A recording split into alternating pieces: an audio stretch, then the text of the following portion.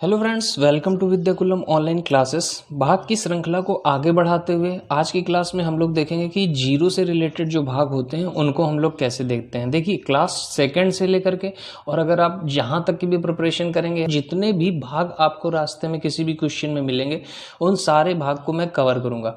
मैंने भाग की एक अलग से डिवीज़न की श्रृंखला बना करके रखी है, प्लेलिस्ट में आप जा करके देख सकते हैं। जिसको जिस टाइप का भी भाग नहीं आता है आप उस टाइप का भाग आप जा करके देख सकते हैं। को अगर जीरो पे भाग देना है, दो से अगर भाग लगाना है जीरो पे, जीरो से अगर भाग लगाना है पाँच पे, जीरो से अगर जीरो पे भाग लगाना है, देखिए ये काफ़ी इंपॉर्टेंट बन जाता है। जब आगे आप कहीं पर भी कैलकुलेशन करेंगे तो इस तरह की प्रॉब्लम्स आपको देखने को मिलेंगी। तो चलिए स्टार्ट करते हैं। इसको समझने के लिए सबसे पहले हम लोग जाते हैं पीछे, थोड़ा सा इतिहास को समझते हैं। देखिए, जीरो पत्थरों पर लिखा ये पहले से ही पाया गया। इसका मतलब था कि पहले के लोग जीरो को जानते थे लेकिन केवल इतना उनको पता था कि जीरो का मतलब होता है कुछ भी नहीं। तो ब्रह्मगुप्त ने इसका प्रतीक दिया, क्योंकि पहले के लोग केवल जीरो को जानते थे कि जीरो का मतलब होता है कुछ भी नहीं। यानी अगर पहले के समय में अगर देखिए, रावण के 10 सिर होते थे तो 10 सिर को ऐसे लिखा जाता था, 10 ना करके उसको ऐसे लिखा जाता, क्योंकि प्रतीक कोई था ही नहीं, चिन्ह कोई था ही नहीं जीरो को दिखाने के लिए। इसके बाद ब्रह्मगुप्त ने इसका एक चिन्ह ऐसा दिया। ब्रह्मगुप्त ने जीरो के कुछ कॉन्सेप्ट बताए। ब्रह्मगुप्त ने कहा था कि अगर कोई भी संख्या ले लें तो अगर उसमें हम जीरो जोड़ दें, अगर मान लीजिए एक में जीरो जोड़ दिया तो एक आएगा, क्योंकि अगर एक में कुछ भी नहीं जोड़ेंगे तो एक ही आएगा। फिर उन्होंने कहा जीरो घटा दें, तो अगर कोई संख्या है उसमें से कुछ भी नहीं घटा रहे हैं तो वही संख्या आएगी। उन्होंने कहा अगर जीरो से गुणा कर दें किसी संख्या को तो फिर कहा उन्होंने जीरो आएगा। लेकिन जब उन्होंने कहा कि जीरो से अगर किसी भाग लगाएं तब क्या आएगा, तो करने में के मामले में थोड़ा कंफ्यूज हो गए, फंस गए और उनको लगा कि शायद इसका मान जीरो ही आएगा। लेकिन 500 साल बाद लगभग 12वीं शताब्दी के आसपास भास्कर द्वितीय जो थे, इन्होंने इनकी बात का खंडन किया और उन्होंने ये बता दिया कि 1/0 का मतलब जीरो नहीं होगा। 1/0 का मतलब यानी अगर किसी भी संख्या को जीरो से भाग करेंगे तो कोई अनंत संख्या आएगी। अनंत समझते हैं, कोई बहुत बड़ी की मतलब स्टार क्या है, अनंत है, तो ऐसे कोई बहुत बड़ी संख्या आएगी। ये भास्कर द्वितीय ने बताया। लेकिन इसके बाद कई मैथमेटिशियन आते हैं, उन मैथमेटिशियन ने अपने अपने एनालिसिस रखे। फाइनली क्या हुआ, फाइनली कई सारे विद्वानों ने ये माना कि 1/0 को हम परिभाषित ही नहीं कर सकते, यानी ये अनडिफाइंड होता है, इसको हम परिभाषित नहीं कर सकते, अपरिभाषित होता है ये, इसकी हम कोई परिभाषा नहीं दे सकते कि ये क्या आएगा।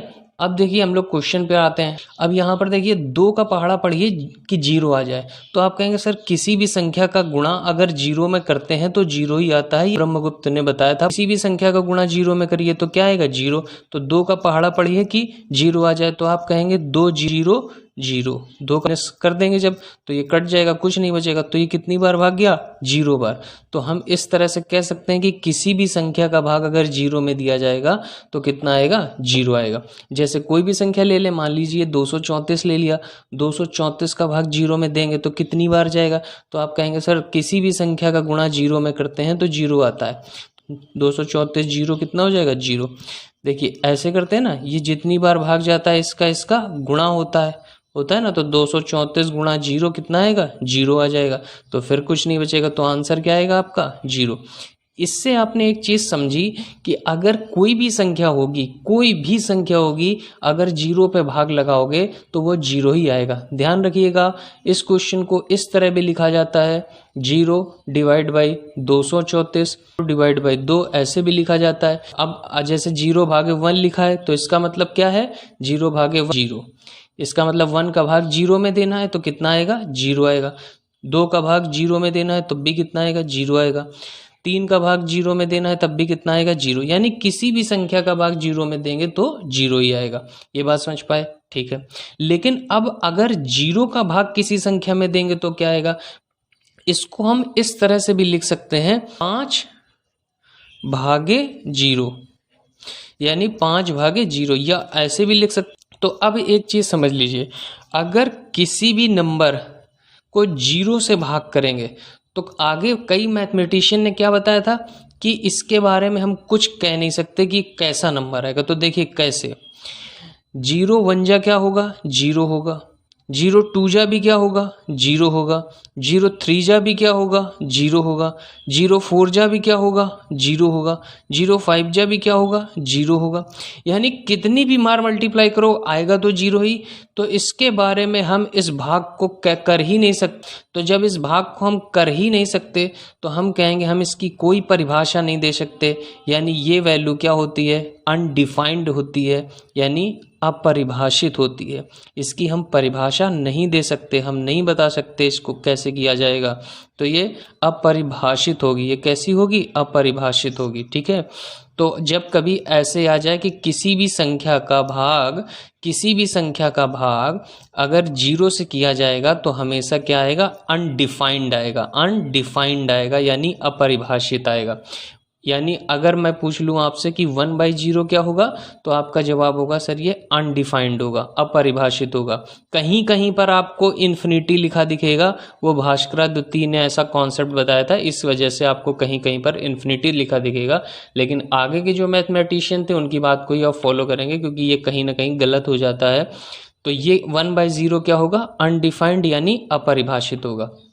नेक्स्ट है, अब अगर जीरो का भाग जीरो में ही कर दें तो क्या होगा। जीरो का भाग जीरो में करिए तो आप कहेंगे जीरो वन जा भी जीरो होगा, जीरो टू जा भी जीरो होगा, जीरो थ्री जा भी जीरो होगा, जीरो फोर जा भी जीरो होगा, जीरो फाइव जा भी जीरो होगा।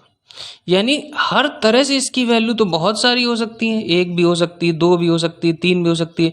जीरो वन जा भी जीरो होता है, जीरो टू जा भी जीरो होता है। देखिए हम लोग जब जीरो का पहाड़ा पढ़ते हैं तो कितनी बार, देखिए जब हम लोग जीरो का पहाड़ा पढ़ेंगे तो जीरो वन जा भी जीरो, जीरो टू जा भी जीरो, थ्री जा भी जीरो, फोर जा भी जीरो। यानी ये जाने कहाँ तक की वैल्यू आएगी। तो कोई भी मान हो सकता है, एक भी हो सकता है, दो भी हो सकता है, तीन भी हो सकता है। तो इसके बारे में पता नहीं लगा सकते हम कि कौन सा मान हो सकता है। तो इसके बारे में आप पता नहीं लगा सकते, निर्धारित नहीं कर सकते। आप दुविधा में पड़ जाएंगे कि ये कौन सा नंबर होगा इसका। तो इसका मतलब आप हैं कंफ्यूज, आप निर्धारित ही नहीं कर सकते कि इन सब में से कौन सा इसका उत्तर होगा। तो जब आप निर्धारित नहीं कर सकते तो फिर ये इस तरह का भाग 0/0 वाला ये कहलाता है आपका इनडिटर्मिनेट। क्या कहलाता है, इनडिटर्मिनेट। या ऑप्शन में आपको इस तरह से दिखता है, कैन नॉट बी डिटरमाइंड, निर्धारित नहीं किया जा सकता, can not be determined. All over concept ये निकल करके आया कि किसी भी नंबर से अगर जीरो पे भाग दिया जाए, किसी भी नंबर से, कोई भी नंबर अगर जीरो पे भाग देते हैं तो हमेशा तो जीरो आएगा। तो कंक्लूजन हमारा निष्कर्ष क्या निकला, पहला निष्कर्ष ये निकला कि किसी भी नंबर से अगर जीरो में भाग देंगे, किसी भी नंबर से अगर जीरो में भाग देंगे तो कितना आएगा, जीरो आएगा। ये बात समझ पाए।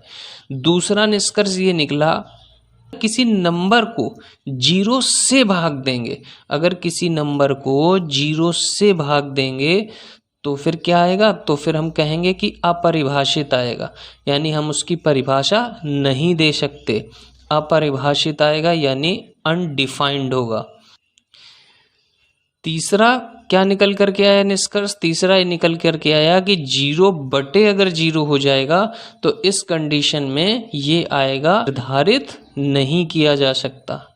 इसके बारे में हम निर्धारित नहीं कर पा रहे हैं क्योंकि बहुत सारी वैल्यू आ रही हैं, तो निर्धारित नहीं किया जा सकता, कैन नॉट बी डिटरमाइंड।